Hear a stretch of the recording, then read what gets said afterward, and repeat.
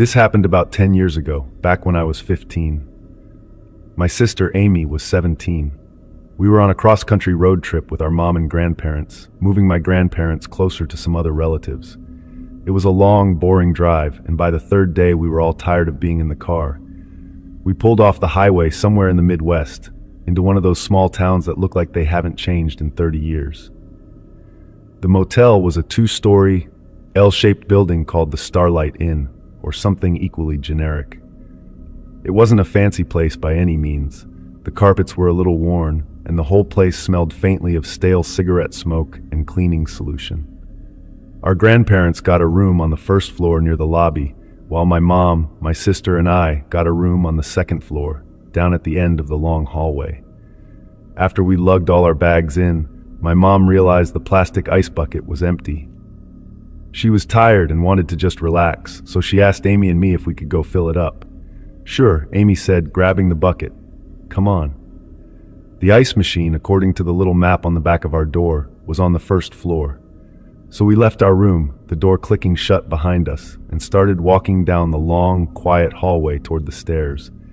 The lighting was that dingy, yellow kind that makes everything look a little sickly. Our footsteps were muffled by the thin, patterned carpet. As we got closer to the stairwell, a man came out of a room a few doors down from ours. He was maybe in his late 30s, with greasy, dark hair and a plain gray t-shirt that was a little too tight on him. He had his key in his hand and was fiddling with the lock on his door. He pulled the key out and we heard the lock click, but he didn't open the door. He just stood there, watching us walk past. He didn't smile or nod or anything. He just stared with these flat, empty eyes. It was weird, but you see weird people all the time, so I didn't think too much of it. I just kept walking. We went through the door to the stairwell. It was one of those concrete stairwells that echoed with every step. As the heavy door swung shut behind us, I heard it click open again almost immediately. I glanced back through the little wire mesh window in the door and saw the man. He was coming into the stairwell behind us. He hadn't gone into his room at all. He just waited for us to pass and then started following us. A cold feeling trickled down my spine. Amy, I hissed. I know, she hissed back, picking up her pace. We clattered down the stairs and pushed our way onto the first floor. The hallway looked identical to the one upstairs. The sign for the ice machine pointed to the far end of the building, the opposite end from where the stairs led us out. It felt like a mile away. We started walking, trying to act normal, trying not to look back. The plastic ice bucket swung in Amy's hand. I could hear the faint, steady sound of footsteps behind us, matching our pace. He wasn't rushing, he was just following. We finally reached the ice machine, which was tucked into a little alcove next to a vending machine. The ice machine was loud, one of those old ones that makes a huge racket. Amy jammed the bucket under the dispenser and pushed the button. Ice tumbled out with a deafening clatter. My heart was hammering against my ribs. The noise of the machine was the only sound in the world for about 10 seconds. When it was full, the machine groaned to a stop, and the hallway was plunged back into a tense silence. Amy pulled the bucket out, and as she turned, she looked back down the long hallway we had just walked. Her eyes went wide. She didn't even look at me. She just hissed, "Go." I followed her gaze. Down the hallway, maybe 50 feet away, the man was standing there, watching us. As soon as we made eye contact, he started walking toward us again, his pace picking up slightly. Luckily, I remembered the map. There were stairs on both ends of the building. We were right next to the other stairwell. Amy didn't need to say anything else. I was already moving. We bolted for the stairwell door, the ice sloshing in the bucket. We burst through the door and scrambled up the concrete steps, taking them 2 at a time. We didn't dare look back to see if he was following us up the stairs. We just ran.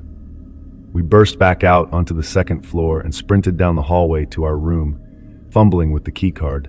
The door finally beeped and clicked open. We tumbled inside, slammed the door shut, and threw every lock on it. The deadbolt, the chain, and that little metal swing bar at the top. We were both breathing heavily, leaning against the door, listening. There were no running footsteps, no sound from the hallway at all. It was completely silent. What was that? I panted, my voice shaking. I have no idea, Amy said, her face pale. We told our mom what happened. She was concerned, but she tried to calm us down. "Maybe you just spooked him," she said, though she didn't sound convinced. Later, when we went down to our grandparents' room for a bit, we told my grandma. She just waved her hand dismissively. "Oh, you two were probably just being loud. Maybe he thought you were a couple of teenagers who were going to cause trouble." Her reaction made me feel stupid, like maybe we had overreacted, but the feeling in my gut told me we hadn't. We went back to our room, made sure the door was still locked tight, and tried to forget about it. Thankfully, we were only staying there for one night. I wish that were the end of the story. Sometime deep in the night, I was woken up by a sound. At first, I thought it was part of a dream. It was a low, heavy thud. It was coming from our door. My eyes snapped open in the darkness. Amy was already sitting bolt upright in her bed, her eyes wide with terror. My mom sat up, her hand flying to her mouth. It wasn't a knock. A knock is a sharp rap.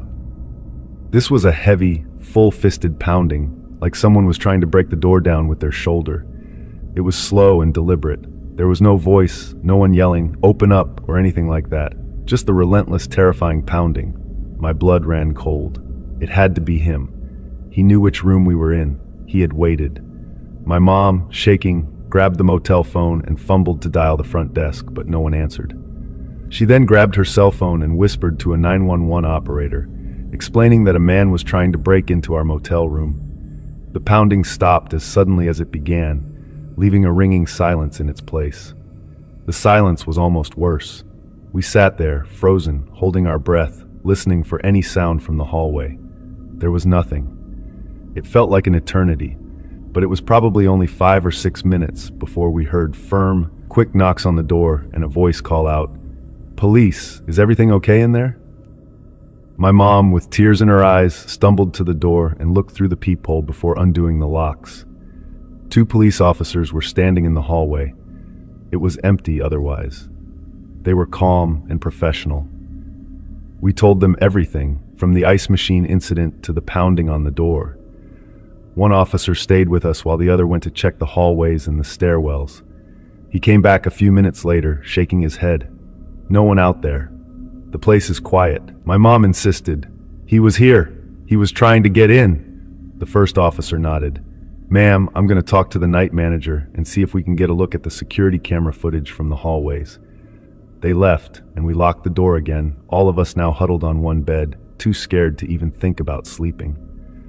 About 20 minutes later, one of the officers returned. His face was serious. "Well," he said, "you weren't imagining it. We saw him on the CCTV footage. Followed you 2 girls right down the hall to the ice machine, then watched you run up the other stairs. A little while ago, we saw him come right up to your door and just stand there for a while. Then he starts banging on it." A chill went through me. It was real. "Did you find him? Do you know who he is?" my mom asked. The officer shook his head. He went down the emergency exit stairwell at the end of the hall about 10 minutes before we arrived. The cameras don't cover the parking lot on that side. He's gone. We have a clear shot of his face, though. We'll run it through the system. He looked at all of us. "Keep this door locked with everything you've got. We'll have a patrol car do a few extra sweeps through the parking lot tonight." We didn't sleep for the rest of the night. We sat in the dark, listening to every creak and groan of the old motel. The moment the sun started to rise, we were packing our things. We checked out as fast as we could, not even stopping for breakfast. Getting back in the car and pulling onto the highway felt like escaping prison. We left that town behind us, and because we were just passing through, we never got an update from the police. We never found out if they identified him or if he was ever arrested.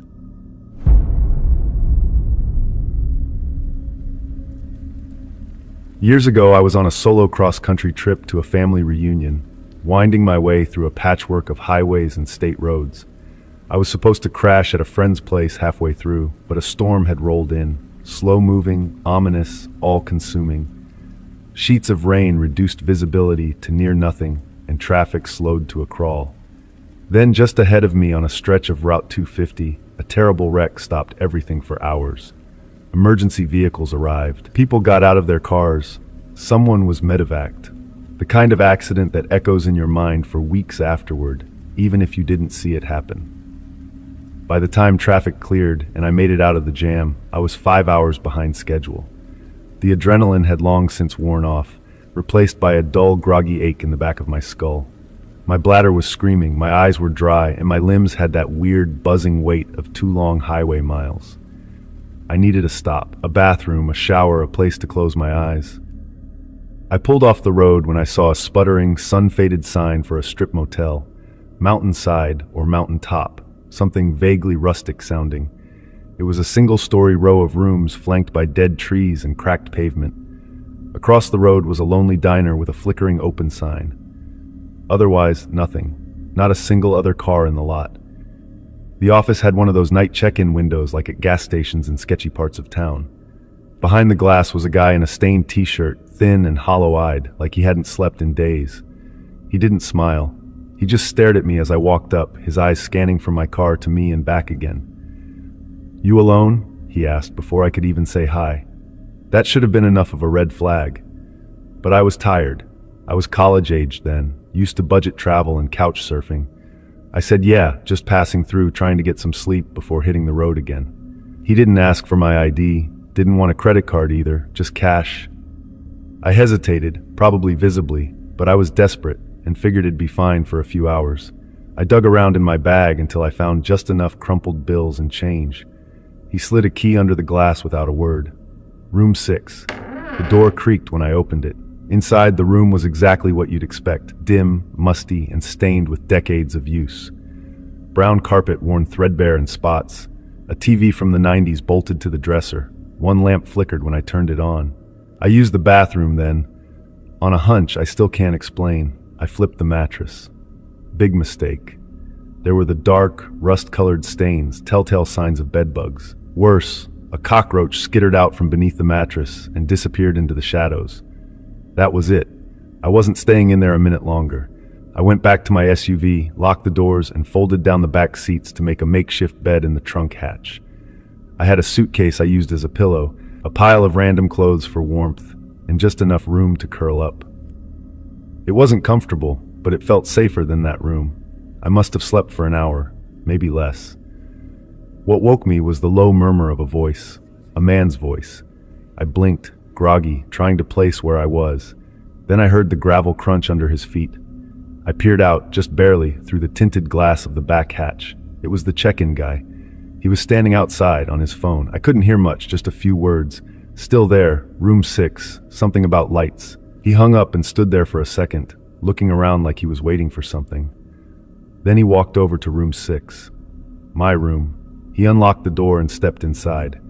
The lights didn't come on. He was in there for maybe a minute. When he came back out, he slammed the door shut, hard enough to make me jump. But he wasn't alone.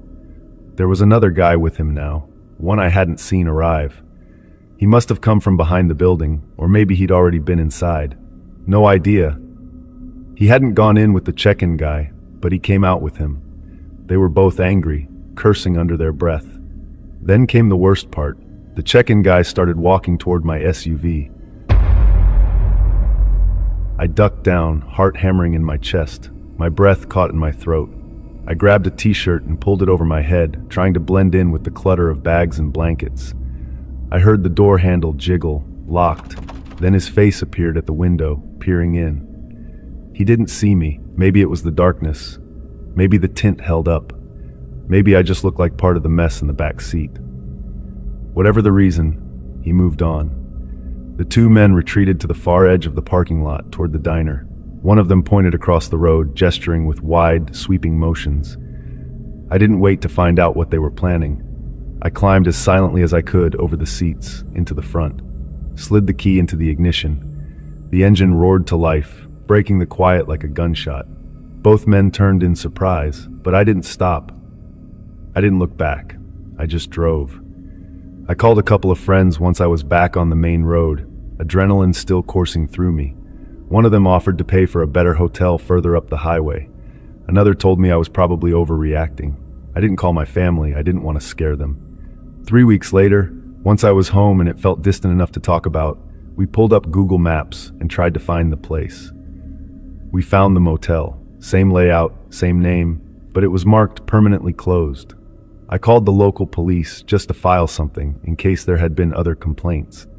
They told me it had shut down days before. No explanation. I never heard anything else. Some of my friends still say I probably misunderstood what I saw, that there was a logical explanation. But there's something about the way the guy walked into that room without turning on the light. Something about how angry he looked when he walked back out and found it empty. I don't know what would have happened if I had stayed, but I'm glad I didn't find out.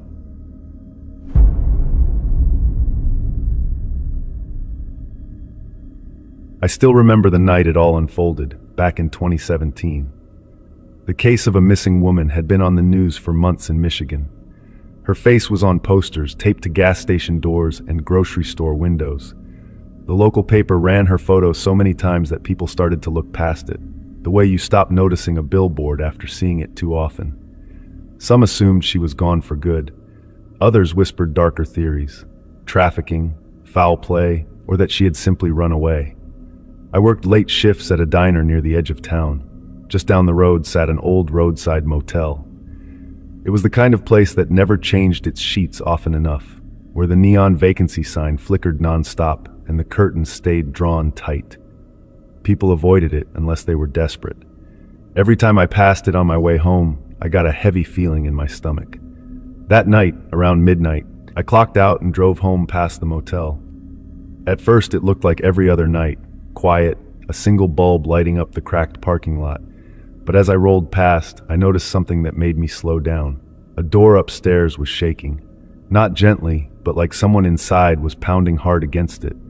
Then I heard it, a woman's scream. It cut through the night like a knife. At first I thought it was just a couple fighting, but the sound wasn't normal. It was frantic, raw, almost animal. I stopped my car along the shoulder and listened. The scream turned into sobs, then back into yelling, and then a crash echoed from inside the room, like furniture being thrown. A man staying in the room next door stepped out onto the walkway. He looked around nervously, but didn't move closer. I could tell he was listening too, but instead of helping, he went back inside and shut his door. That made me uneasy, like he already knew better than to get involved. The longer I sat there, the more wrong it felt.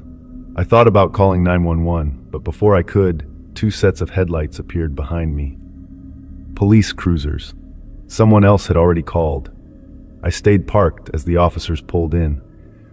They quickly scanned the building, then went up the stairs to the door where the noise was coming from. From where I sat, I could see shadows moving inside as the screaming grew louder. The officers banged on the door and shouted commands. For a few seconds, everything went silent. That silence was worse than the screaming. It made me imagine what might be happening behind that thin wooden door. Then came a loud crash. They had forced it open. I held my breath, my hands gripping the steering wheel so tight my knuckles turned white. The next sound was chaos, boots stomping, shouting, and then cutting through everything, a woman's voice. She wasn't just crying, she was wailing, sobbing in relief like she hadn't made a sound like that in years. It was so powerful I could hear it from the lot. My stomach turned when I realized this was the missing woman. The same one from the posters. The next day, the whole town knew. Police had found her alive inside that motel room after months of being gone. It was her family who tipped them off. They had gotten information about where she might be and begged officers to check the motel. Neighbors later admitted they'd been hearing screams and cries on and off, but had convinced themselves it was just fights or drug use. Nobody wanted to get involved. That detail haunted me. People heard her, but they ignored it. I couldn't stop thinking, how many nights had she screamed like that, with cars like mine driving past and people like me deciding it was none of their business? The papers reported she had been trapped inside for months. I kept imagining what that room must have looked like before the police opened the door. Heavy curtains shut, stale air, maybe the faint sound of cars passing on the highway outside, while she sat inside, knowing she was so close to freedom, yet invisible. Sometimes I wonder what would have happened if her family hadn't spoken up again. Maybe she would have stayed locked in that room until no one heard her anymore. For weeks after, I replayed everything in my head: the pounding on the door, the way the man next door retreated instead of helping, the silence right before the police broke in. That silence is what sticks with me the most. I could almost feel what she must have felt in those seconds, waiting to see if the people on the other side of the door were going to save her or leave her behind. The motel never shut down. It's still there, the neon sign buzzing faintly over the cracked lot. I drove by not long ago, and I swear I slowed down without even meaning to. A chill crawled over me as I stared at those drawn curtains, wondering what other secrets those rooms had held. Horror doesn't always live in haunted houses or dark forests. Sometimes it's just a cheap roadside motel you've driven past 100 times. And sometimes the only clue that someone's trapped inside is a scream in the middle of the night.